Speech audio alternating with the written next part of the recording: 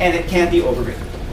And as you were implying, Tyler, with the construction of new gender identities in our own society, when society changes its attitudes, we can get different kinds of gender identities. Transgender, that kind of stuff. And we find in our own society, while we still have, even today, some fairly bipolar attitudes towards gender roles, have they changed pretty significantly in the last quarter century? Do we find highly competitive and aggressive female athletes? Yeah. Do we find today some very nurturing and caring fathers? Yeah. Is that a big change from what it was a half century ago? Yes, it is. And again, indicating that if there's a push from biology, it's a soft one and can't be overridden. All right, next, according to the book, there are a number of ways of explaining gender inequality like this. Excuse me, these gender roles. Let's find the page so I know where it is. And there are functionalist explanations and there are conflict explanations. The famous functionalist explanation for gender roles is from Talcott Parsons, last name spelled P-A-R-S-O-N-S, Talcott Parsons, who argued this bipolar gender role organization was necessary and functional for the good of society. This stuff is on page 282 in your textbook, 282. I'm not going to give you just priorities this time around. I'm just going to tell you which concepts to pay attention to. All right, so 282, functionalist explanation for gender roles, says that it's good for society to have that bipolar organization. The assumption is no one person can do both of those behaviors at the same time. You can't have somebody who's caring and nurturing and also aggressive and unemotional, because those are opposite kinds of behaviors. Somebody's got to be aggressive, someone's got to be nurturing. And it's simply more efficient for society as a whole that somebody specializes in being aggressive, somebody specializes in being nurturing, and that's efficient for everybody. That's the functionalist explanation. Most sociologists at this point would probably discount that. And much more likely to be attracted to what's called a conflict. The book referred to it as feminist approaches to gender role, but the overall category of that is a conflict approach, which basically says these gender roles have been enacted by the powerful who benefit from them. And in this case, who's the powerful group? Men. It reflects the power of men to define roles to the favor of their interests. Okay. Let's talk about money and women. I guess my next slide is a very old one. I keep meaning to change it, I keep forgetting to do it. How much money do men make in comparison to women? This says 70%.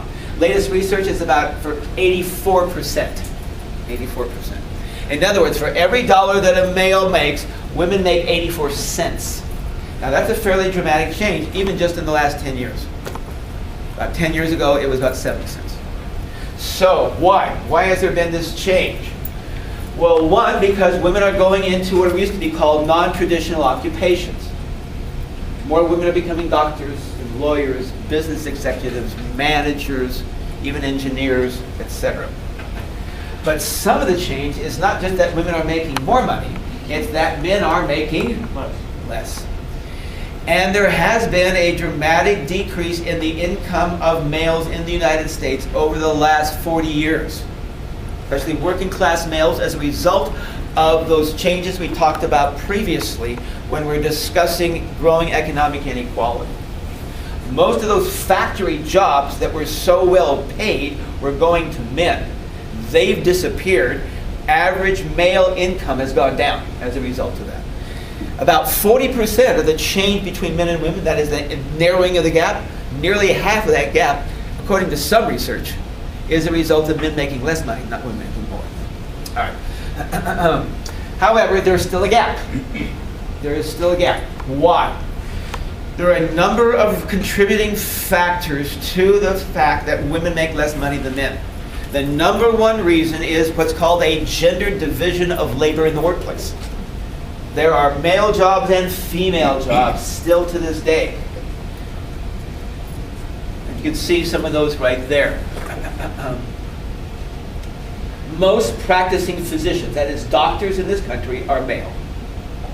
Most practicing lawyers are still male. Most practicing CEOs and managers, male. The classic distinction, on the other hand, is what are women-defined jobs? Nurse, secretary, data entry clerk, elementary school teacher, preschool teacher. Education is actually quite interesting. At the lowest levels of education, it's overwhelmingly female. Pre-K, elementary school, middle school, you're starting to get a pretty good mix. High school, you're getting almost half teachers. By the time you get to college, more college teachers are male than female. How come? More prestige, more income. So, there are still male-defined jobs. The classic one actually is engineering. Engineers have some of the lowest percentages of women in them today, even lower than medicine or law. And that's not changing as quickly as medicine and law. Actually, this is an area I know a fair amount about. With a colleague of mine a number of years ago, we wrote a book about women engineers. We did some research in the graduates of San Diego State and the UCSD engineering programs. And if you're ever interested, take a look at the sexy title of the book, Women in Engineering. We thought about jazzing it up and calling it Techno Slut, to try and get a bigger reading. But they wouldn't change the title. Okay, at any rate, there are still these very clear divisions, but it is changing, but they haven't changed enough so that it has totally disappeared. Take medicine, for example. Things are changing. Still, the majority of practicing physicians are male, but half of all med students are female right now. So that means that within some measurable period of time, things will change and get more equal in that area. Same thing with law students. The majority of practicing lawyers still are male, but over half of all law students currently are female. So that's the big reason for the continued gap between male and female income are the kinds of jobs typically held. And the classic distinction is between a doctor and a nurse. Doctors still are mostly male, nurses mostly female. What's the difference between a doctor and a nurse? Yeah, I know, a lot of education, but also about $150,000 a year. Okay, why else do we have this gap? Well, also because of the continued old practice of less pay for same work. This is really dying out even more quickly. But it used to be the case that a lot of employers would simply pay a male more, even though the female and male were doing the exact same job, because it was assumed in the old days with a traditional stay-at-home family that the male was going to be the primary breadwinner and he deserved more money than the female, even though they're doing the exact same job. Now that is dying out, but it hasn't completely disappeared, particularly among private companies that are owner-possessed. In other words, they're not government institutions, they're not doing government contracting, they're not under as much observation. And those guys who own their own company can pay people exactly what they want, and you still have some of those older guys paying women less for the same work. The other reason for this economic division between men and women is a number of concepts. First, the gender division of labor at home. Gender division of labor, not just at work, but at home. Today, most women work for paid employment. Today, most women with children work for paid employment. Most women with preschool-age children work for paid employment. But they do what's now referred to as the second shift when they come home. That is, they do one shift at work, and I think the second shift, I'm trying to find the page. It's in your textbook. I'm not going to take time to run around, but I know it's there. Second shift is where women work for paid employment but do a second shift of work when they come home around the house, because they are still doing more house cleaning, food preparation, child care, shopping than men are. Now, with a growth in the number of two workers in the family, both male and females working, have men taken on more responsibility and housework? Yes, they have, in fairness to them. And if you ask the average male in a two-earner family, do you do the same amount of housework as your wife does? And that guy will typically say, yes, I do. But ask his wife, she'll say, not a chance. And if we do an objective measure of that by little cameras observing, and they do this kind of stuff, with really rigorous observers going around the household, men are not doing as much housework as women are. That is a disadvantage because women still have that expectation.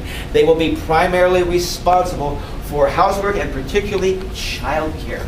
And we know women are more likely to interrupt their careers for childbirth and child care than men are. That interruption can itself contribute to economic inequality. If you're out of the workforce for 2, 4, 5 years until your kid goes off to elementary school, you've lost a lot of time outside the workforce where you could have been moving up the ladder. And so women are disadvantaged by that. Women also encounter what's called a glass ceiling inside the workplace. Another factor, it's also in your book. This is a concept I will be testing you on again. This is all in your book. The glass ceiling is where women now are rising into management, law, and medicine, but they seem to be encountering an invisible barrier in going into the top of those professions. They get kind of the middle level. There's no law against them, being CEO, but there's kind of an invisible barrier. The reason for that invisible barrier, where women are getting stuck kind of middle management, is because of two things. First, traditional sexism, another concept you should be familiar with from the book. Sexism is the devaluing of women as full economic participants, as full human beings. It's what I talked about earlier.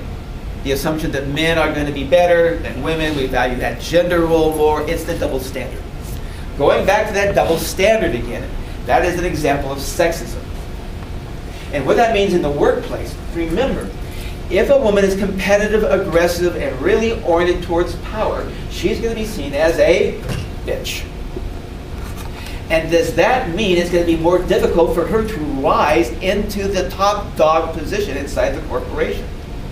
Obviously it will. That is still a problem that Hillary Clinton encounters in the country. We have yet to have a single female president in the entire history of the country. Even though we've now had an African American president, we have not had a female. Because of that double standard, because of that glass ceiling, the assumption that women are not fit to command at the top, because if they have those traits, they are bitches. That's another reason for glass ceiling. The second reason is that division of labor at home. Women must make, if you really want to rise into top management, this is not going to be a 40-hour-a-week job, 60, 70 hours a week, travel for the company. But then who takes care of the kid? So women have to make a choice that men don't have to make. Women have to choose between family and career, unless they're really affluent, they can hire help. But women have to make that choice in a way that men don't, because men have what? Wives who will take care of the kid while they're spending 60 hours at work trying to move up the ladder.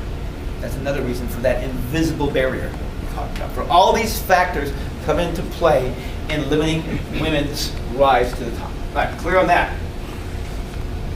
Any questions on that? Let's talk. Those are the concepts. So one more time, what concepts are you going to be responsible for? Glass ceiling, second shift, sexism,